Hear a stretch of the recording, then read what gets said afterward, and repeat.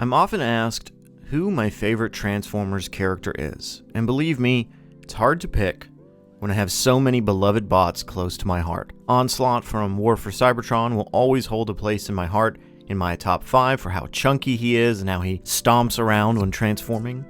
Tarantulas in the IDW comics for just how creepy he truly is. Cliffjumper as of recently just because of his character arc in the Transformers Skybound comic is also up there on that list. And while some of you already know the answer, and the title says it too, of course, that's why you clicked on the video, I don't think many would suspect that Beast Wars Depth Charge would be my #1 favorite Transformers character. Now, something else that I am also often asked, besides that first question, is to cover very specific characters in the franchise. Most of the time, these characters have broad histories like Megatron, Sunstreaker, Tarn, and more. But every now and then, someone will ask me to cover a character who lacks much depth or even story. Something important to me is that my videos never veer off too far into theory crafting. There are plenty of creators in the Transformers community that do dive into what could have been or even their own headcanons for certain characters. I actually love this type of content, but it's not what I make. I try my hardest to keep all my videos concrete when it comes to what I'm saying, never veering off into just what I personally believe might have happened. A great example is recently I've been seeing a lot of AI-driven shorts that explain that the minor bots in Transformers 1 have different color eyes depending on whether they become Autobots or Decepticons. This is a neat idea, but there is a severe lack of proof behind this theory, and so it's only a theory, and therefore why I'm not covering it. Now, all that being said, Depth Charge is not a very deep character, pun intended. He's actually quite simple, and almost kind of dull. But even with that being said, he is still, in my personal opinion, a badass. And, well, he's kind of an asshole too. I'm Cheater. Thanks for pulling me out of the water. Go chase a mouse. In Season 3 of Beast Wars, we were introduced to Depth Charge, a no-nonsense Maximal who hated 3 things: Protoform X, Injustice, and Optimus Primal. In the past, or in this case, the future, Depth Charge was a security officer on Colony Omicron when he first encountered Protoform X, who would later become known as Rampage. Their encounter with each other was less than friendly, to say the least, as Rampage fed on every single colony member, leaving Depth Charge the sole survivor. After years of hunting, Rampage was finally subdued, only to escape once again, thanks to Optimus Primal. You blew it, just like I told the High Council you would. Stubborn as ever. In Beast Wars, Depth Charge just shows up out of nowhere and tells Primal to suck it. I remember being a kid and watching this episode and thinking to myself, whoa, hold on a second. Nobody can talk to Primal like that. Or can they? I've got to hand it to you, Primal. When you screw up, you do it big time. But thanks for the tip. Depth Charge's feud with Primal shows us that our heroes are not perfect. Rampage's arrival on prehistoric Earth may have not been Primal's doing specifically, but he is responsible for the Maniac's exile not being carried out to completion. As the show continues, Depth Charge continues to be 2 things: a major force of strength against the Predacons, and a major pain in the ass for the Maximals. His obsessive behavior leads to many losses for the Maximals, also showing us, the audience, that going it alone rarely ever works out.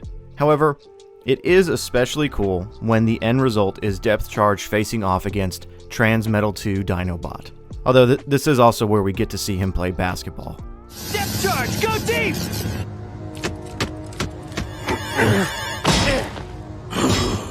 Cybertronians play a lot of basketball, apparently. This is something that's really important to me to point out. Depth Charge is my favorite Transformer, not because he has a deeply unique or meaningful backstory, not because he's constantly telling Optimus Primal to shove it, but simply because I think he's cool. As a child, Depth Charge was the coolest, baddest, sickest character I'd ever seen in the franchise, and still to this day, I choose to believe that. And how could you not, when he has one of the greatest send-offs in franchise history? Finally squaring off against Rampage, Depth Charge and his lifelong nemesis battle it out very slowly, since they're underwater, amongst a natural energon crystal deposit. I remember being at the edge of my seat as I watched, wondering who the victor would be. The maniacal rampage? Or the revenge-fueled depth charge? Hearing David Sobolov's voice as Depth Charge had become so cathartic throughout Season 3.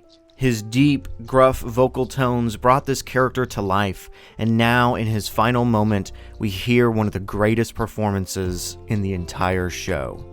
Raw energon, right through your twisted spark. Take it straight to the pit, you sickening piece of slag.